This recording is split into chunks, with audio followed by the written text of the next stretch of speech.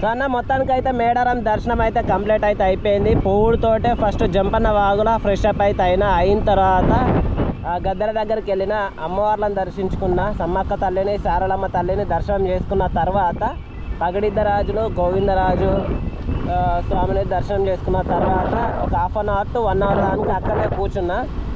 1.5 hour దాకా కూర్చున్న తర్వాత ఇప్పుడే బయటకు వచ్చిన. టిఫిన్స్ కానీ హోటల్స్ ఏమన్నా ఉంటే తిందామని చెప్పేసి ఆగుతున్నా. సో చాలా మంచిగా పీస్ఫుల్గా కంప్లీట్ అయితే దర్శనం అయింది. సో అట్లనే మనకు ఇంకోటి ఏంటి కదా అంటే గోదావరి కనికి వెళ్దాం అనుకున్నా, కాకుంటే గోదావరి కనికి మేడారం నుంచి అయితే 110 కిలోమీటర్స్ ఉంది. సో అదే విలేజ్కి, మా విలేజ్కి అయితేనేమో 40 కిలోమీటర్స్ ఉంది.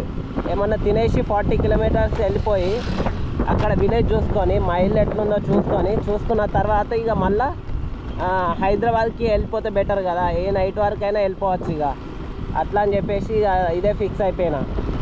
సో ముందుగా ఏమన్నా తిందాం, మనకు ఆకలి అవుతుంది. పొద్దున్న నుంచి ఏం తినలే, ఎర్లీ మార్నింగ్ 4కి బయలుదేరినా కాబట్టి ఆకలి అవుతుంది కూడా మస్తుగా.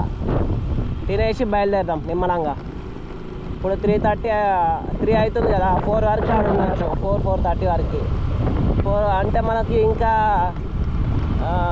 6 వరకు చూసుకున్నా అని 2 అవర్స్ చూసుకోవచ్చు కదా అట్లా. సరే వెళ్ళిపోదాం మరి, లేట్ చేయకుండా.